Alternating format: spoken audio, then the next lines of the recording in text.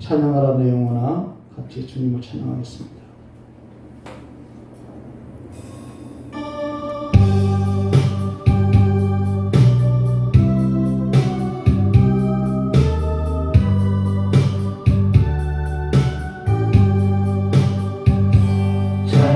찬양하라 내 영혼아, 찬양하라 내 영혼아, 내 속에 있는 것들아 다 찬양하라.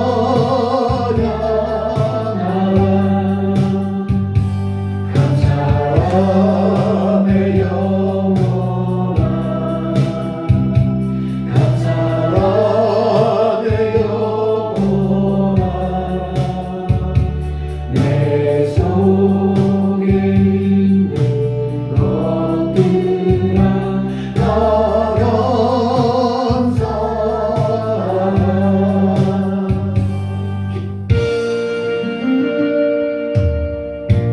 감사하신 하나님, 에베네셀 하나님, 살아계신 하나님, 에베네셀 하나님, 여기까지 인도하셨네. 감사하신 하나님, 여기까지 인도하셨네. 살아계신 하나님, 감사하신 하나님, 에베네셀 하나님,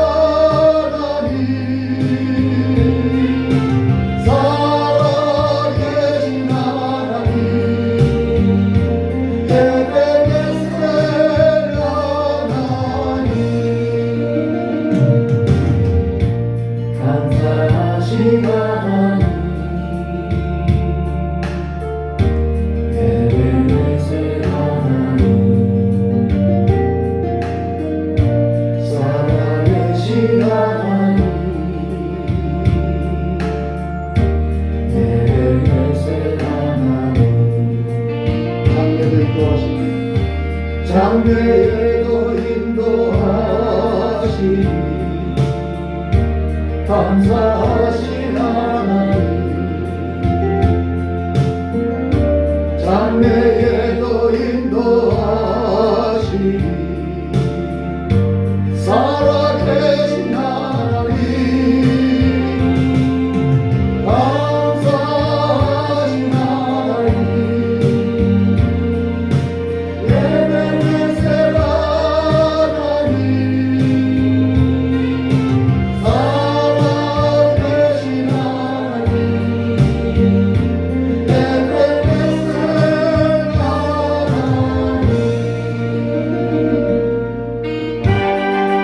나의 갈 길 따라요. 예수 인도하시니 내 주 안에 있는 누구 어찌 의심하리요. 믿음으로 사는 자는 나는 위로받겠네. 무슨 일을 만나든지 난 사랑도 말해라. 무슨 일을 만나든지 난 사랑도 말해라. 나의 갈 길 알아도 예수 인도하시니 어려운 일 당할 때도 족한 은혜 주시네. 나의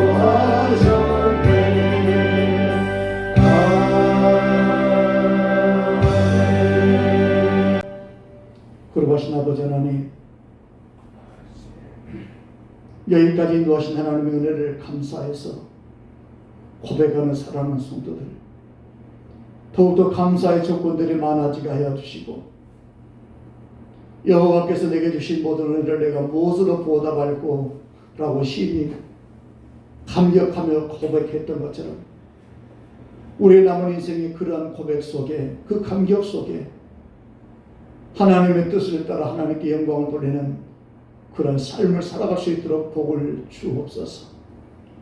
우리의 지나간 과거의 잘못된 모든 것을 용서하여 주시고, 오직 하나님 앞에 다시 한번 이 코로나의 고통을 통해서 새로워지는 교회가 되게 하여 주옵시고, 속히 우리의 모든 죄가 회개되어지고, 오직 하나님 앞에 이 코로나로 인해서 고통당하는 이 고통이 하루빨리 제거될 수 있도록 하나님 은혜를 베풀어 주옵소서.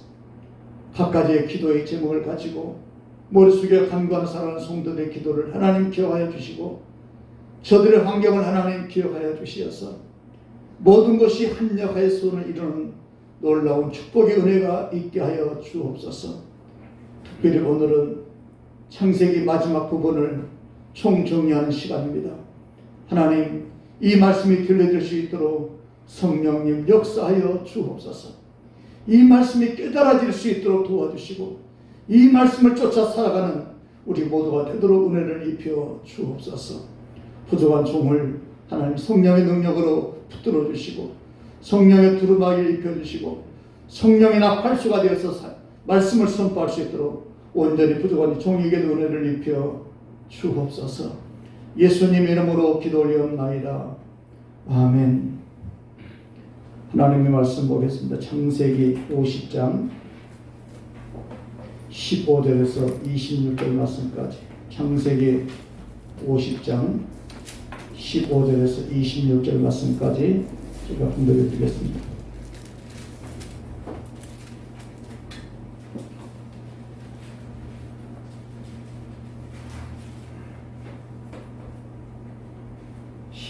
봅니다. 요셉의 형제들이 그의 아버지가 죽었으므로 말하되, 요셉이 혹시 우리를 미워하여 우리가 그에게 행한 모든 악을 다 갚지나 아니할까 하고 요셉에게 말을 전하 이르되, 당신의 아버지가 돌아가시기 전에 명령하여 이르시기를, 너희는 이같이 요셉에게 이르라, 내 형들에게 내게 악을 행하였을지라도 이제 바라건대 그들의 허물과 죄를 용서하라 하셨나니, 당신의 아버지 하나님의 종들인 우리 죄를 이제 용서하소서 하며, 요셉이 그들이 그에게 하는 말을 들을 때에 울었더라. 그의 형들이 또 친히 와서 요셉 앞에 엎드려 이르되, 우리는 당신의 종들입니다. 요셉이 그들에게 이르되, 두려워하지 마소서. 내가 하나님을 대신하리이까. 당신들은 나를 해하려 하였으나 하나님은 그것을 손으로 바꾸사 오늘과 같이 많은 백성의 생명을 구원하게 하시려 하셨나니, 당신들은 두려워하지 마소서. 내가 당신들과 당신들의 자녀를 기르리이다 하고 그들을 간곡한 말로 위로하였더라.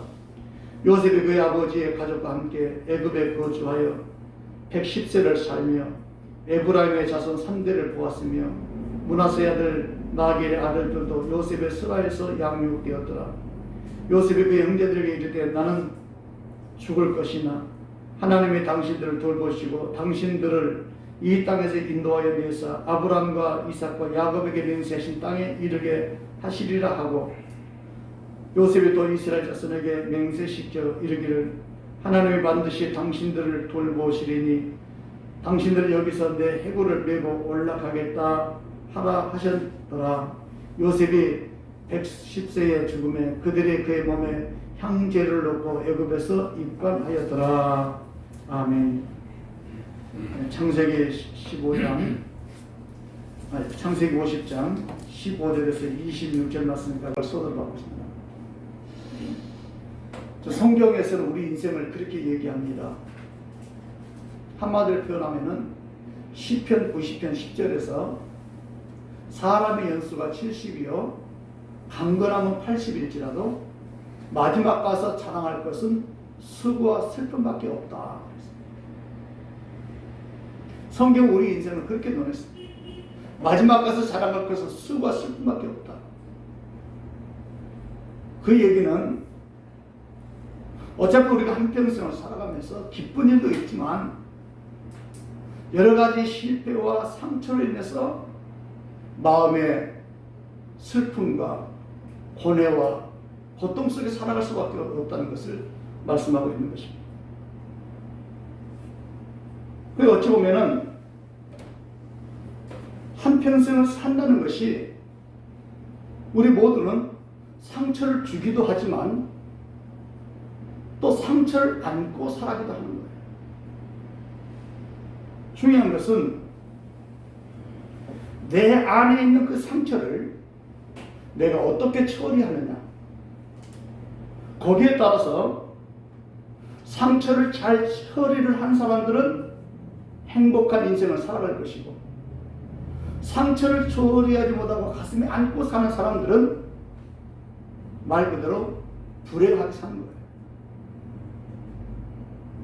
그러니까 다른 사람이 나에게 내 환경 속에 지금까지 살아오면서 누가 나에게 어떻게 했다? 라고 하는 그것을 내 스스로가 그 상처를 안고 살아가게 되면은 그 상처는 나에게 불행을 갖다 주는 거예요. 그러나 그것을 내 안에서 하나님의 믿음의 말씀의 원리를 따라서 잘 처리하게 되면은 그 수많은 상처 속에서도 우리는 행복한 삶을 살 수 있다는 거예요. 어쩔 수 없이 우리를 안 받을 수 없어요. 저도 여러분들에게 상처를 줄 수가 있고 여러분들도 나에게 상처를 줄 수가 있어요. 또 옆에 사람도 마찬가지예요. 여러분이 옆에 사람에게 상처를 줄 수도 있고 또 그 사람에게 상처를 받을 수도 있어요. 그러니까 어쩔 수 없이 우리는 이 세상을 살아갈 때 상처라는 것을 주기도 하고 받기도 하는 거예요. 중요한 것은 그것을 어떻게 처리했느냐. 오늘 요셉의 마지막 부분을 우리가 공부를 하게 되는데, 요셉의 마지막 부분을 보면은 요셉같이 원한에 쌓여서 그 상처를 처리하지 못했을 때 원한 속에서 이를 갈면서 살아야 돼요. 요셉에게 상처를 주는 사람은 다른 사람도 아니에요. 자기 형제들이었어요. 그리고 보통 상처를 준 것도 아니에요. 그냥 말만 들어 상처를 주는 것이 아니라 우리가 잘 아는 것처럼 요셉을 죽이려고 하기도 하고 애국으로 그냥 팔아먹었어요. 애국으로 가면서 그냥 평범한 좋은 삶을 사는 것이 아니라 종살이를 하는데 13년 동안 종살이를 해요. 13년 동안 종살이를 하는데 마지막 13년 2년은 감옥에 들어가서 너무너무 힘든 삶을 사는 거예요. 그러니까 어찌 보면 요셉의 입장에서 보면은 요셉이 형제들로부터 받은 상처를 처리하지 못했을 때는 요셉의 마음속에는 분노, 이글거리며 살았어요. 그런데 결론부터 얘기하면은 요셉은 그러한 상처를 하나님의 말씀의 원리를 따라서 진리를 깨달았기 때문에 처리를 잘 하면서 상처와 상관없이 하나님의 은혜 속에 살았다는 거예요. 저는 말씀을 묵상하다 그런 생각이 들었어요. 요셉이 꿈을 아무리 해몽을 잘했다 할지라도 요셉의 표정에서 그 사람 마음속에 있는 상처가 나와요. 만약에 형제들에 대한 그 이글거리는 분노가 마음속에 있다면 요셉의 얼굴을 표현할 수가 없어요. 아무리 뛰어난 어떤 꿈을 해몽하는 기술이 있다 할지라도 그러지 못할 것인데 바로왕 입장에서 보니까 요셉의 얼굴이 그렇게 피곤했다는 거예요. 그러니까 요셉은 그런 많은 상처를 가지고 살았음에도 불구하고 요셉의 마음속에는 하나님의 말씀의 원리를 따라서 믿음으로 그걸 다 승화시킨 거예요. 이번 추석 명절에 모든 형제들이 모이기도 하고 흩어지기도 하고 그러는데 모였을 때 오늘 이 본문을 여러분들이 추도의 본문으로 삼아서 우리 형제가 서로 간에 니도 나도 상처를 주고 받기도 했겠지만 요셉과 같이 주 안에서 이걸 잘 승화시켜서 우리 모두가 행복한 삶을 살았으면 좋겠다. 이러한 주제로 여러분들의 말씀을 나눴으면 좋겠어요. 매일 성경에 초록색 글씨를 한번 살펴보면 이렇게 다 같이 한번 읽어볼까요? 제2차 세계대전 당시 코리덴붐 여사는 수용소에서 가족을 잃고 부사 일생으로 살아나옵니다. 그러니까 독일 전쟁이 독일한테 그 수용소에 있으면서 가족들은 다 죽었다 그 말이죠. 독일 군대를 위해서. 그런데 이 코리덴붐 여사는 기적적으로 살아났어요. 그 말이에요. 그 다음에 읽어보면 그리고 전에 전범국 독일에서 복음을 전합니다. 자기에게 상처를 주고 자기에게 가족을 다 죽였던 그들을 향해서 다시 복음을 전하는 거예요. 피해자인 그녀가 전한 사랑의 메시지에 수많은 이들이 회심합니다. 그는 말합니다. 나의 삶은 하나님의 수놓으신 한 폭의 자수와 같습니다. 뒷면을 보고 있는 나의 삶이 엉망으로 엉켜 있음에 실망합니다. 그러나 하나님이 보고 계신 앞면엔 아름다운 면류관이 완성되었습니다. 참 의미 있는 글 같아요. 우리의 과거를 보면 수많은 상처로 범벅이 되어 있어요. 수많은 죄와 허물고 범벅이 되어 있어요. 그런데 예수 그리스도 안에서 그것이 아름다운 모습을 표출하게 된다는 거죠. 여러분의 삶이 그런 삶이 되기를 주님으로 축원합니다. 첫 번째 1번 문제를 보겠습니다. 1번 문제 보니까 야곱이 죽고 난 뒤 형들이 다시 요셉에게 용서를 구합니다. 15절에서 17절에 있는 겁니다. 1번에 1번. 요셉의 형들이 요셉에게 전한 말이 무엇입니까? 17절 상반절을 보고 얘기하라고 했네요. 자, 야곱이 이제 죽었어요. 죽고 나니까 요셉이 형제들에게 뭐라고 얘기하면 17절 보니까 너희는 이같이 요셉에게 이르라. 내 형들이 내게 악을 행하실지라도 이제 바라건대 그들의 허물과 죄를 용서하라 하셨나니 당신의 아버지 하나님의 종들은 우리의 죄를 이제 모아서서 용서하소서. 그러니까 아버지 야곱이 죽기 전에 형들이 요셉을 판 죄를 얘기하면서 네 형들이 그렇게 잘못을 했다 하지만 내가 죽고 나더라도 네 형들에게 그 죄를 묻지 말고 용서해 주라. 이 말을 지금 요셉의 형들이 하는 거예요. 어찌 보면 지금 요셉의 이 형들은 대단한 거예요. 뭐가 대단한 거 아세요? 이 요셉의 형들은 자기들이 저지른 잘못을 알아요. 그리고 자기들의 잘못을 고백해요. 이것이 쉬운 것 같지만 이게 어려운 거예요. 왜냐하면 하나님의 성령의 조명을 받지 않으면 우리는 우리의 죄를 잘 몰라요. 잘 몰라요. 그렇기 때문에 잘 모르기 때문에 뭐가 안 나와요? 회개가 안 나오는 거예요. 죄가 없기 때문에 회개가 안 나오는 것이 아니라 내 죄를 모르기 때문에 회개가 안 나오는 거예요. 그런데 요셉의 형들은 자기들이 저지른 죄를 스스로 깨닫고 그리고 요셉 앞에서 고백하는 거예요. 저는 이 말씀을 가만히 묵상하면서 요셉과 같이 이렇게 하기가 요셉이 형들 같이 이렇게 하기가 쉬운 것 같으면서도 어려워요.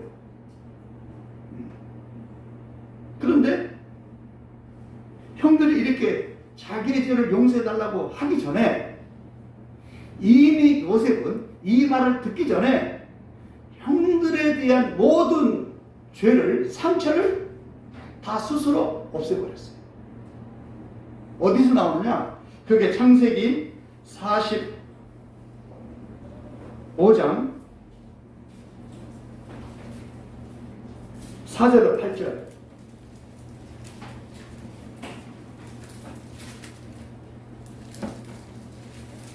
창세기 45장 4절. 요셉이 형들에게 이르되 내게로 가까이 오소서. 그들이 가까이 가니 이르되 나는 당신들의 아우 요셉이니 당신들의 애굽에서 어떤 자라? 한 사람입니다. 그런데 5절. 당신들이 나를 이곳에 팔았다고 해서 근심하지 마소서, 한탄하지 마소서. 하나님이 생명을 구원하시려고 나를 당신들보다 먼저 보내셨나이다. 그러니까 형들 입장에서는 내가 요셉을 팔았다는 죄책감을 가지고 있는데, 요셉은 그 사실을 형들이 나를 파는 것이 아니라 하나님이 나를 이곳에 먼저 오게 했다는 거지. 그러면서 8절, 그런즉 나를 이리로 보낸 이는 당신들이 아니요 하나님이시라. 이게 굉장히 중요한 거예요. 당신들이 나를 이곳에 보낸 것이 아니라 하나님이다. 그래서 요셉은 이런 성경 안에서 이러한 진리를 깨달았기 때문에 상처가 안 됐던 거예요.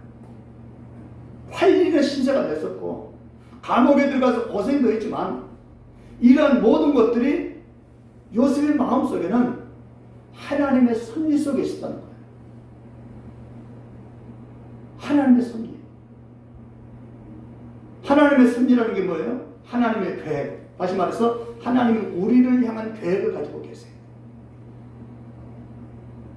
그런데 우리를 향한 하나님의 계획을 가지고 우리를 이끌어 가시는데 때로는 내가 넘어질 때도 있고 실패할 때도 있고 상처를 줄 때도 있고 상처를 받을 때도 있지만 요셉은 생각하기를 그 모든 상황이 하나님의 섭리 속에 다 이루어졌다는 거예요. 이걸 깨달았던 사람이 누구냐면 욥이었어요. 욥기 23장 10절에 보니까 나의 가는 길을 그가 하시나니,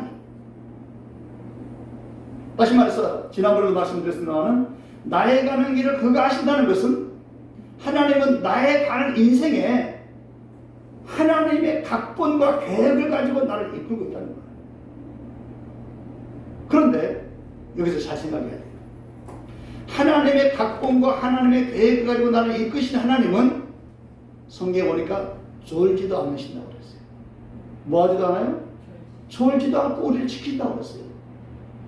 그리고 그 하나님은 그 각본을 가지고 우리를 이끌어 가신 하나님은 머리털을 세신다고 그랬어요. 뭘까지 세신다고요? 머리털을 세신다는 거예요. 다시 말해서 우리는 그냥 한 걸음 한 걸음 그냥 간 것 같지만 우리 인생의 삶 속에서 철저하게 하나님의 사람은 하나님의 한 걸음 한 걸음 한순간 한순간 하나님 떠난 적이 없으시고 우리의 삶을 이끌었다는 거예요. 그럼 우리는 이렇게 생각해요. 하나님은 나를 사랑한다는데 그런데 왜 내 인생이 이렇게 억울하게 이 억울한 일을 당할 수 있어요? 요셉 입장에서는 그러지 않겠습니까? 형들 팔려갔습니까? 왜 저런 원수 같은 인간을 만나가지고 왜 나한테 이런 상처를 받게 만들어요? 또 이렇게 생각할 수도 있어요. 그런데 욥은 거기에서 깨달았던 것이 하나님이 모든 사람이 공통적으로 깨달은 똑같은 것이 있었어요. 그게 뭐냐?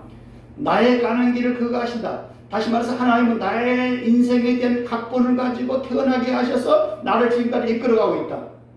그 다음 나를 단련하신 후에는 내가 정금같이 나으리라. 그러니까 수많은 실패와 수많은 상처와 수많은 아픔을 통해서 수많은 시행착오를 통해서 하나님은 나를 단련하신다는 거죠. 그래서 나를 단련하신 후에는 어떤 존재로 정금 같은 존재로 나를 만드셔서 사용하신다는 거예요. 지난주에 우리가 말씀을 살펴봤죠. 주제가 뭐냐면 나를 성숙시키시는 하나님. 아마 제목을 기억하실 거예요. 그렇습니다. 성숙하지 못한 우리를, 하나님의 자손들을, 하나님의 자녀들을 하나님의 여러 가지 많은 실패와 고난과 아픔을 통해서 하나님은 우리를 성숙한 존재로 만들어서 하나님을 사용하신다는 거예요. 왜냐하면 그들은 쓸 수가 없기 때문에. 우리 이 놀라운 사실을 누굴 통해서 볼 수 있어요? 모세를 통해서도 확인할 수 있어요. 모세는 원래 성격이 다혈질적인 사람이었어요. 급해요. 그래서 애굽 사람이 자기 동족 이스라엘 백성들을 조금 학대한다는 거 보면서 요셉이 그냥 그 사람을 때려서 죽였어요. 그것 때문에 요셉은 미디안 광야로 40년 동안 도망쳐서 궁궐에서 바알의 궁궐에서 호의호식하고 살아야 될 요셉이 고생하면서 40년 동안 광야 생활합니다. 그러면서 거기에서 나온 40년 만에 거기서 광야 생활하면서 연단을 받아서 하나님께서 성숙시킨 다음에 모세의 모습을 보니까 민수기 12장에 모세는 지면의 모든 사람보다 온유한 사람이더라. 지면의 모든 사람보다 온유한 사람으로 바뀌는 거예요. 그러면서 지도자로 하나님께서 이스라엘 백성들을 데리고 애굽에서 데리고 나오는 지도자로 하나님께서 세우시는 거예요.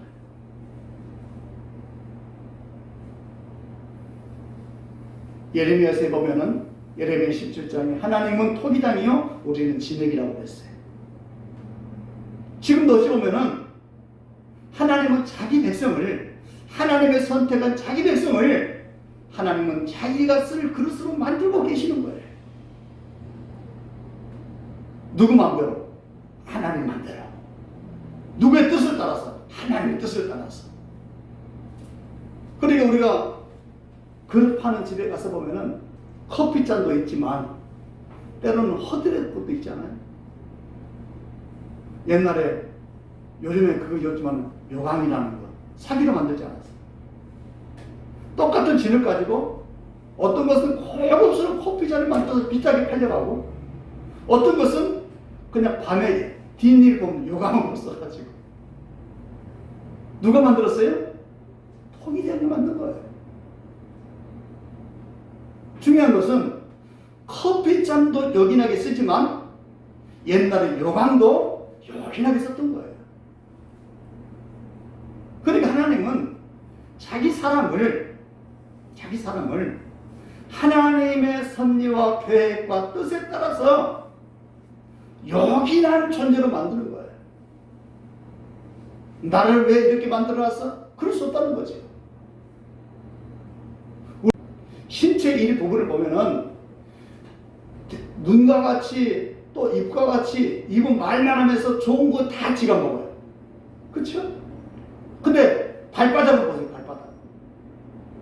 날마다 더러운 데를 혼자 다녀야 돼요.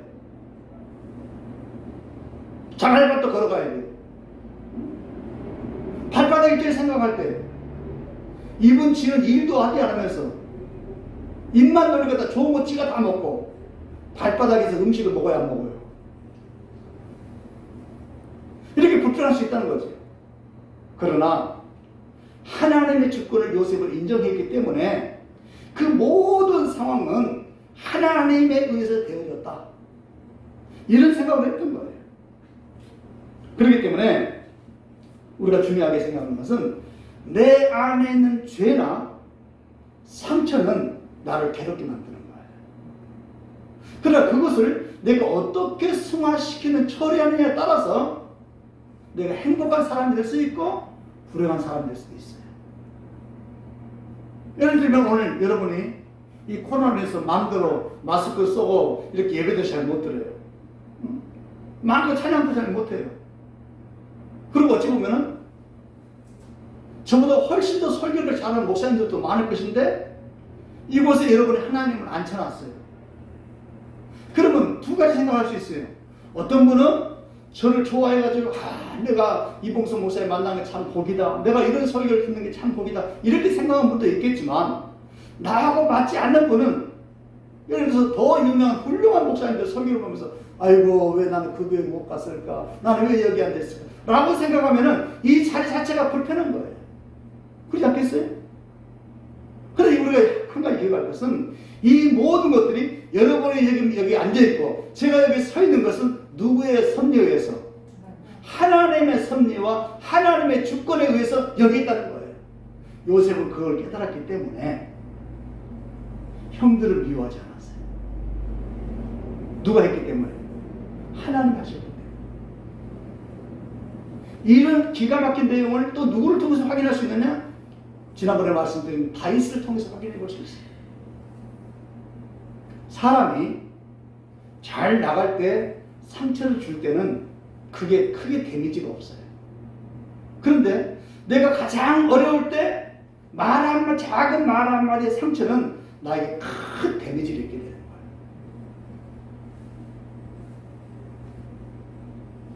다윗이 상처를 받을 당시 상황을 보면은 왕의 자리에 있었어요. 근데 다윗의 자기 아들 압살롬이 반란을 일으켰어요. 그래서 아버지를 쫓았는데 아버지를 죽이고 자기가 왕이 되겠다는 거예요. 그래서 할 수 없이 야반 도주를 하게 됩니다. 도망을 가게 돼요. 다윗이 도망을 가는 그 상황 속에서 옛날에 다윗의 부하였던 시므이가 다윗을 보면서 아주 조롱을 해요. 비아냥 거예요. 시므이가 다윗을 조롱하는 그 모습을 보면서 다윗이 분노를 한 것이 아니라 옆에 있는 요압 장군이 너무너무 화가 나니까 왕이시여, 저 개 같은 인간이 어떻게 이 왕을 이렇게 조롱할 수 있습니까? 내가 당장 죽이겠습니다. 옆에 사람이 참지 못하고 화가 날 정도로 다윗을 비아냥을 했던 거예요. 그때 다윗은 이런 얘기를 합니다. 가만두어라. 하나님이 저 시므이를 통해서 이 비아냥거리는 소리를 내가 들어야 한다면은 내가 들어야 되지 않겠냐? 할렐루야. 그러니까 다윗도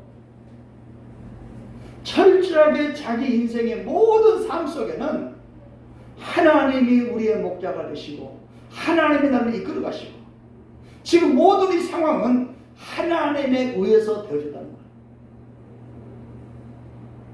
그러면은 아마 이 설교를 들으면서 여러분은 그런 생각을 할 거예요. 아니 목사님, 나 지금 상황이 아무리 생각해도 이해가 안 돼요. 맞아요. 지금 당장에는 이해가 안 될 수 있어요. 그러나 먼 훗날에 우리의 과거를 지난날을 가만히 돌이켜보면은 한순간도 하나님의 손길이 안 미친 것이 없었다는 거지. 그래서 시편 23편은 다윗이 고백하기를 여호와는 나의 목자가 되신다. 목자가 뭐예요? 나를 이끌어 가신다는 거죠. 그래서 요셉은 그 형들이 그런 말을 하기 전에, 우리 아버지가 유언하면서 우리를 용서해달라고 말하기 전에 이미 하나님 말씀 안에서 요셉은 스스로가 그의 상처를 다 해결해 버렸던 거예요. 할렐루야. 그러고 내가 이렇게 주님을 축원합니다. 그래서 성경이 말하기를 따라서 합시다. 진리가 너희를 자유케 하리니. 할렐루야. 그러니까 누구한테 원할 살 마음이 없는 거예요. 살 필요가 없는 거예요. 누구를 미워할 필요도 없는 거예요. 누가 그렇게 하도록 했기 때문에. 하나님이 그렇게 하셨기 때문에. 지금 그 말인 거예요. 그래서 형들이 그렇게 요셉한테 우리의 죄를 묻지 말아야겠다, 용서해 달라겠다 라고 하니까 요셉이 형들의 얘기를 들으면서 어떻게 하면 울어요. 근데 그 얘기, 눈물이 그냥 억울한 눈물이 아니에요. 그렇게 얘기하는 형들이 불쌍한 거예요. 감시보이는 거예요. 왜 그랬을까요? 이미 요셉의 마음속에는 자기에게 상처를 주었던 그 형들을 다 이미 성경 안에서, 진리 안에서 다 해결해 버렸어요. 그러니까 불쌍히 여기는 거예요. 사랑하는 성도 여러분, 혹시 제가 지금도 밉게 보이나요? 네, 불쌍히 여기는 마음을 가지세요. 누구의 주권에 의해서? 하나님의 주권에 의해서 이 설교를 듣게 하셨으니까. 근데 놀라운 사실은 하나님은 우리를 인도해가는 과정 속에 우리를 단련하시는데 그냥 못된 걸 쓰려고 하는 것이 아니라 정금 같은 존재로 만들기 위해 쓰시는 거예요. 그래서 내가 주어진 환경 속에서 그 하나님의 뜻을 깨닫고 묵묵히 걸어가게 되면은, 순종하고 나가게 되면은 거기서 정금 같은 존재가 되는 거예요. 여러분, 싸구리 돌멩이보다는 정금이 좋지 않아요? 여러분, 그런 존재가 되길 주님으로 축원합니다.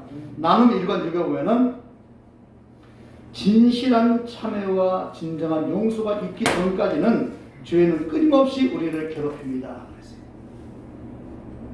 진정한 참회와 진정한 용서가 있기 전에는 끊임없이 죄는 우리를 괴롭힌다는 거예요. 맞지요? 이것을 내 안에서 이 상처를 치유하지 않으면은 이거 끊임없이 나를 괴롭히는 거예요. 죄의 문제도 마찬가지예요. 우리가 하나님 앞에 철저하게 우리 잘못을, 과거에 지었던 잘못을 하나님께 회개하면은 그 죄에서 벗어나게 되는 거예요. 그 고통에서 벗어나게 되는 거예요. 상처도 마찬가지고 죄도 마찬가지예요. 다음도 읽어보니까 한때 실수와 죄가 여전히 나의 마음을 괴롭게 하시지 않습니까? 그 마음을 극복하기 위해서 내가 할 수 있는 일은 무엇입니까? 나눠봅시다. 그러니까 이것을 극복하기 위해서 우리 스스로 뭐 해야 돼요? 첫째는 회개해야 돼요. 잘못된 걸. 하나님의 섭리, 하나님의 주권을 믿어야 된다는 거예요. 이걸 깨달아야 된다는 거죠. 자, 2번 문제.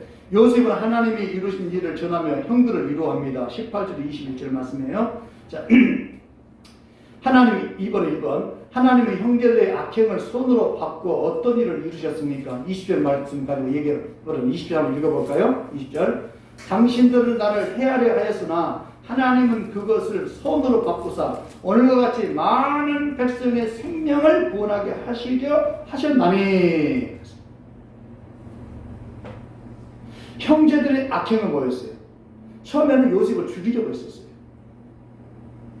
그때 죽이려고 했을 때 시몬과 유다가 등장해가지고 야, 죽일 필요 없다. 애굽에 팔아넘기자. 해가지고 은 20에 팔아넘기는 거예요. 그런데 그런 형들은 팔아먹었는데 거기에서 요셉은 애굽의 총리가 되게 하나님 만드신 거예요. 그 이유가 뭐냐? 애굽의 총리가 되어서 많은 사람의 생명을 구원하게 하시죠. 할렐루야. 많은 사람의 생명. 나만 잘 살고 나만 떵떵거리고 애굽의 총리가 됐으니까 헌세를 좀 이제 좀 내 이제 고생 좀 그만하고 좀 허위주시네요. 좀 넉넉히 좀 살아보자. 이게 아니라 요셉도 마지막까지 사명을 따라 살았던 거예요. 사랑하는 성도 여러분, 남들보다 좀 건강하십니까? 남들보다 여러 가지 여유가 좀 있으십니까? 재능이 좀 있으십니까? 그것은 우리만을 위해서 사는 것이 아니라 많은 사람을 위해서 쓰라는 거예요. 할렐루야. 그러니까 그 하나님은 형제들은 그를 헤아려 했지만 하나님은 그 악을 선으로 바꿔버렸다는 거지. 그러면 우리 앞에 어떻게 하면 이렇게 모든 것이 이렇게 바뀌어서 오히려 그것이 전화의 예복에 대해서 나에게 축복이 될 수 있느냐? 로마서 8장 28절 보면은 이렇게 말씀하세요. 따라서 합시다. 하나님을 사랑하는 자, 곧 그의 뜻대로 사랑하는 사람들은 모든 것이 합력하여 선을 이룬다. 할렐루야. 그러니까 아무에게나 합력하여 선을 이룬 것이 아니라 하나님을 사랑하고 하나님을 사랑한다는 게 뭐예요? 하나님의 말씀을 따라 산다는 거예요. 요한복음에 그렇게 나왔죠? 나를 사랑하는 자가 나의 계명을 지킨다. 예수 사랑해요. 하나님 사랑해요. 말만 사랑해요. 하나님을 사랑한다는 게 뭐냐? 하나님의 말씀을 지킨다는 거예요. 하나님의 말씀을 따라 산다는 거예요. 그리고 그 하나님의 뜻을 따라 살게 되면은 모든 것이 합력한 선을 이룬다는 거예요. 그러니까 다른 말로 얘기하면 여러분이 저지른 제가 저지른 잘못과 실수까지라도 하나님은 그걸 선한 것으로 바꿀 수 있다는 거예요.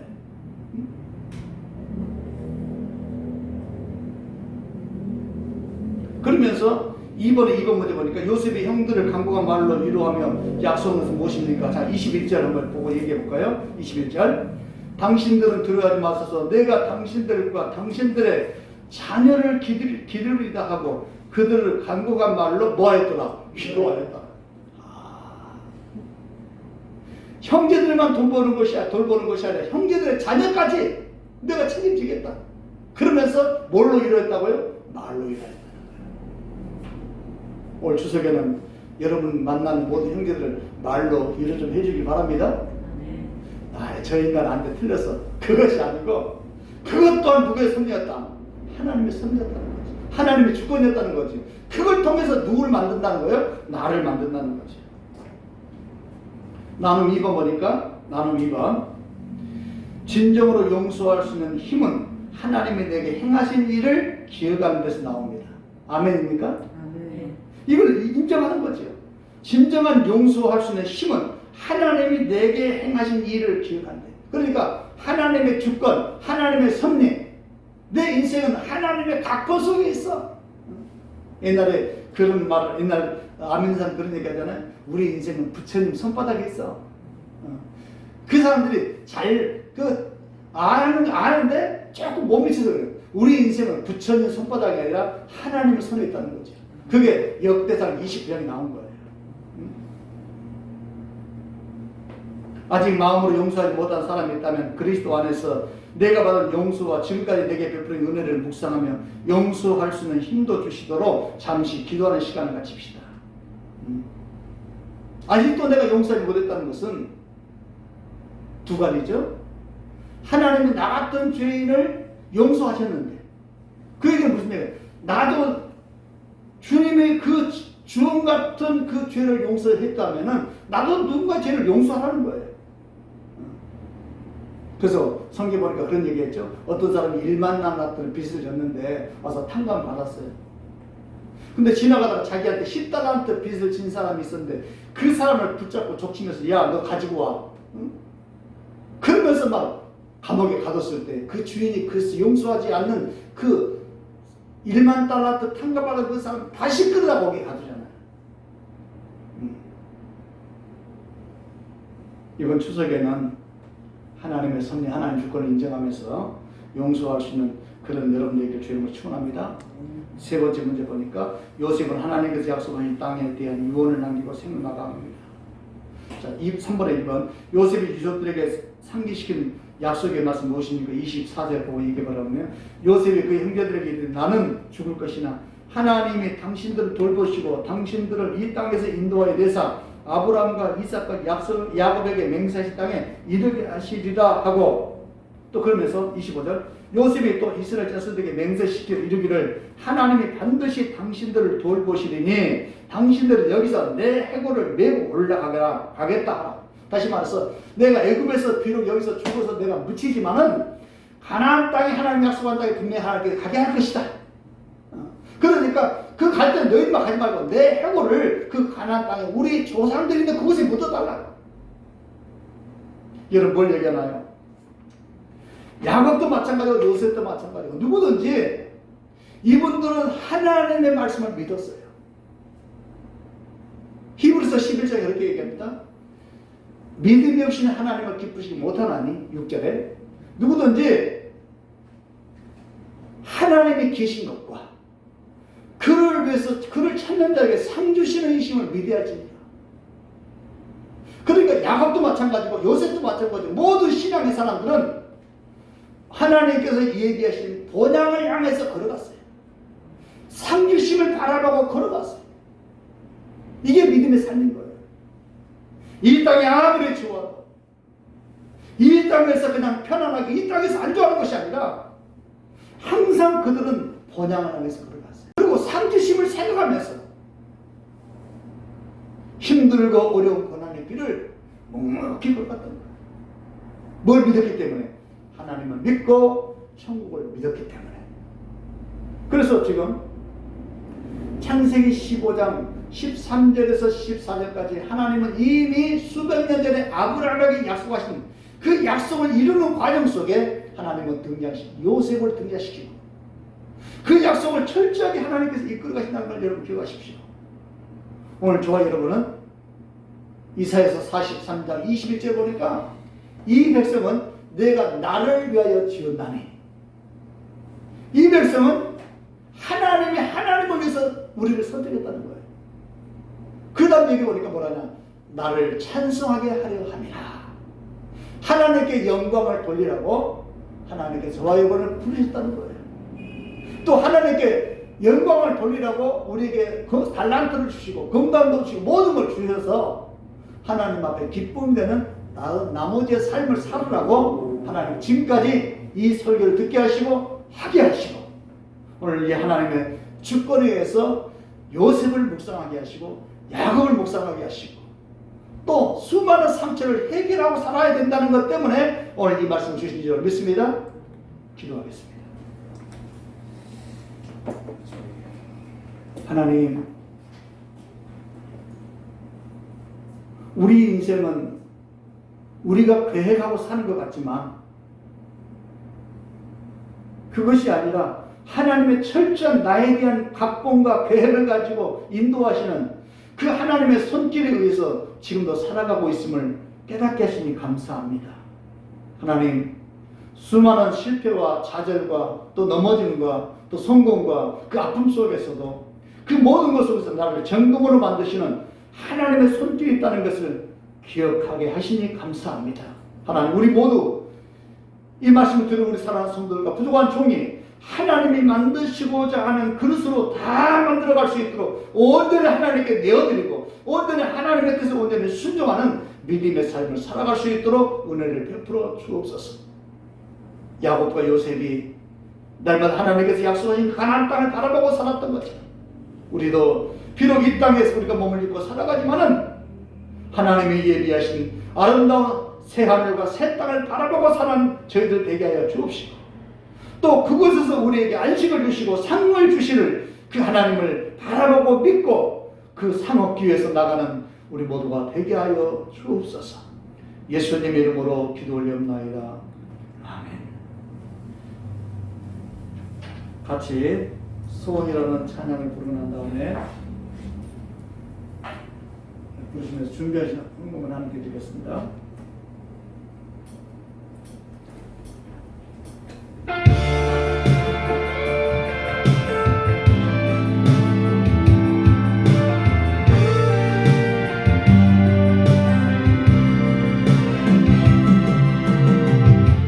삶의 작은 일에도 그 마음을 알기 원하네.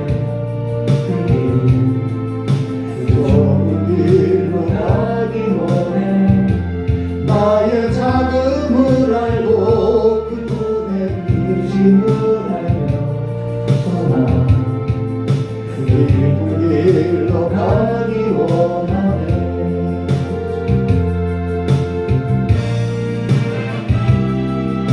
여기서 승산이 되기 원해. 여기 오직 동산이 되기.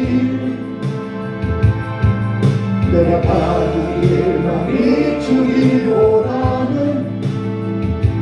누군가의 일을 비춰준다면 내가 노래하듯이 또 내가 얘기하듯이 살기, 난 그렇게 죽기 원하네. 삶의 한 절이라도 그분을 닮기 원하네. 사랑 그 높은 길로 가기 원하네.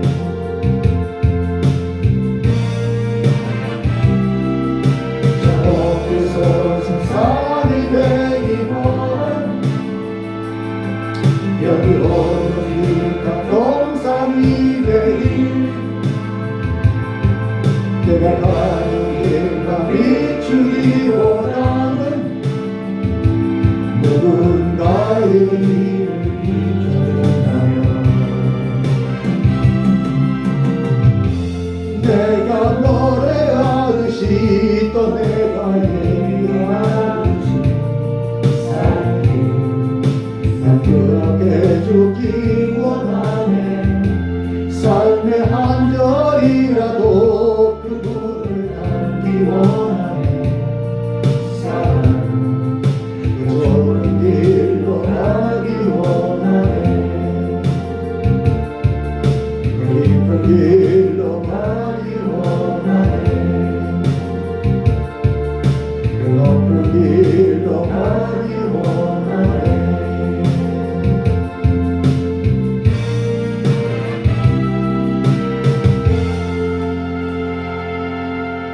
기도드리겠습니다. 거룩하신 하나님 아버지, 여기 주의 이름으로 귀한 예물을 올려드렸습니다. 우리에게 주신 모든 것이 하나님이 주셨다는 걸 고백하면서 10의 1조를 드립니다. 하나님, 주님이 약속하신 대로 쌓을 곳이 없도록 부어주신 하나님의 축복을 얻게 하여 주시고 수고한 대로 얻게 하여 주시고 뒤로 새 나가는 홍충이를 막아주시어서 살아계신 하나님의 축복을 마음껏 하나님의 영광을 위해서 사용할 수 있는 믿음의 성도들 되게 하옵소서. 이 모양 저 모양의 감사의 예물과 소원임을 드렸습니다. 하나님, 감사의 조건들이 많아지게 하여 주시고 특별히 진리가 너희를 자유케 한다고 말씀하셨사오니 진리 안에서 참 자유를 얻는 믿음의 축복을 허락하여 주옵소서. 성경 헌금과 건축 헌금을 드렸습니다. 이삭 죽기 헌금을 드렸습니다. 주일 헌금을 드렸습니다. 일천버드 예물을 드렸습니다. 오늘도 하나님의 교회를 쓸고 닦고 방역하면서 땀 흘려 수고하는 종들이 있습니다. 하나님 기억하여 주옵소서. 심는 대로 거두게 하신다고 분명히 말씀하셨사오니 우리 사랑하는 성도들 선한 것을 심었사오니 아름다운 열매가 맺어지게 하여 주옵소서. 특별히 우리에게 이렇게 살아있는 것이 기회를 주셨는데 이 기회를 주신 하나님께 영광을 돌리게 하여 주옵시고 이 기회를 주신 하나님의 이 축복의 기회를 놓치지 않도록 이 예물이 쓰여지는 곳에 하나님 나라가 확장되게 하시고 수많은 하나님의 영광이 그곳에 나타날 수 있도록 복을 주옵소서. 예수님 이름으로 축복하며 기도 올리옵나이다. 아멘. 광고 드리겠습니다. 이렇게 마음껏 이렇게 목소리 높여서 찬양하지 못하고 마음껏 하나님께 기도하지 못하고 안타까움이 없잖아 있지만 또 이 또한 하나님의 섭리 속에서 우리를 정금 같은 존재로 만드신다는 것을 여러분 꼭 기억하시기 바랍니다. 그리고 이번 명절 돌아오는 추석에는 또 이렇게 오늘 말씀을 여러분 묵상하시면서 우리 스스로가 이 말씀을 깨닫고 내 스스로가 내 안에서 상처가 치유가 될 때 나도 다른 사람한테 이렇게 할 수가 있는 거예요. 그래서 혹시라도 여러분 마음속에 누구에 대한 원망이라든지 또는 하나님께 대한 원망이라든지 여러 가지 뭐 그런 것 있다면은 이것도 또한 하나님의 주권인 걸 우리가 기억하시면서 말씀을 다 승화시키는 여러분 되시길 바라고 또 아무쪼록 우리가 또 코로나가 계속해서 또 확산됐다 주춤하다 그러는데 이번 추석 연휴가 가장 중요하다고 그러잖아요. 우리 성도들이 우리 믿음의 사람들이 먼저 이런 일에 동참해서 앞장서서 이 코로나 지금 이 교회 신천지 때문에 그러다가 교회 때문에 그 광화문 집회 때문에 그러다가 지금 계속 다른 모임에서 계속 이렇게 확산되면서 지금 소상공인들한테 어려운 사람 너무 많아요. 우리 교회도 마찬가지고 재정적으로 너무 어렵기도 하고 요즘 얘기로 개척교회 되면 전부 다 문 닫는 교회 너무 많을 거라고 그래요. 그래도 우리 교회는 하나님의 은혜로 지금까지 이렇게 버티고 있지만 그래서 또 여러분이 기도하시면서 이번에 개천절 한글날 또 보수단체 집회한다는 하나님 저들의 집회를 막아주세요.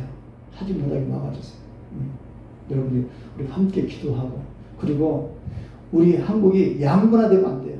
촛불이니 태극기니 이렇게 생기면 안 되는 거예요. 예수님은 오직 우리는 하나님 말씀을 따라가고 그게 기준이 돼야지 어느 한 편에 서서 우리 하면 안 된다는 거지.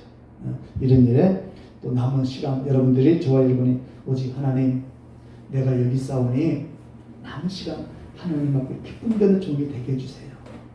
다른 사람은 상관하지 말고 넌 나를 따라오고 했으니까 그런 삶을 살아가도록 우리 같이 힘써 같이 협력하도록 하십시다. 모든 영광을 하나님께 찬양하도록 하겠습니다.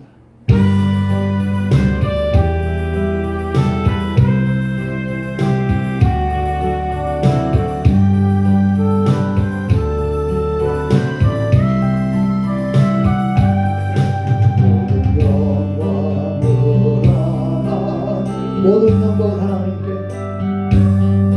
모든 영광을 하나님께 온 맘과 뜻 다해 온 맘과 뜻 다해 주사 모았습니다. 모든 영광을 하나님 예수님 찬양 받으소서.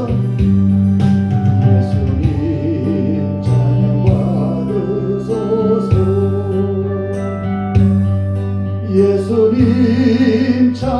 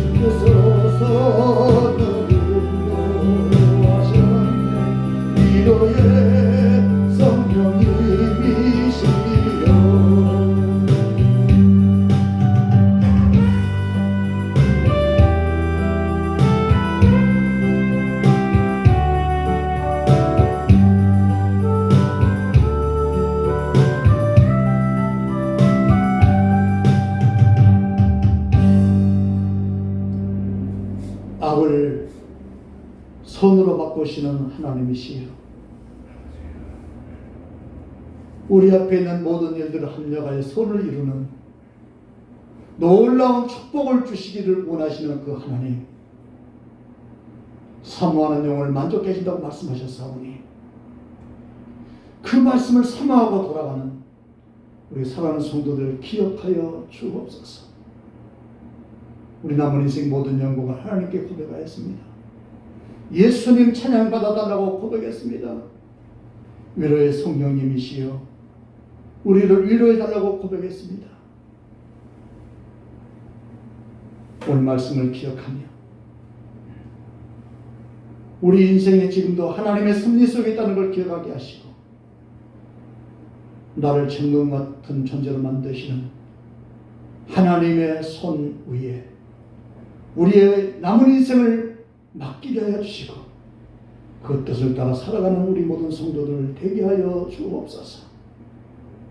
코로나19로 인해서 한 사람도 건강 때문에 해치지 않도록 도와주시고 머리끝부터 발끝까지 모든 세포 하나하나를 성령의 기름을 발라 주옵시고 오장육부 관절 마디마디 하나님의 성령의 기름을 발라 주시어서 한 사람도 관절 때문에 염려하지 않도록 도와주시고 장기 때문에 염려하지 않도록 도와주시고 치매 걸리지 않도록 도와주시고 오직 마음껏 하나님을 찬양하는 믿음의 성도들 다 되게 하여 주옵소서. 이제는 우리 주 예수 그리스도의 은혜와 아버지 하나님의 무한하신 사랑하심과 성령의 감화 감동 충만하신 은혜가 오늘도 새로운 마음을 가지고 돌아가는 사랑하는 성도들 머리 위와 저들의 삶의 현장 위에 이제부터 영원히 함께 하시를 간절히 축원하옵나이다. 아멘.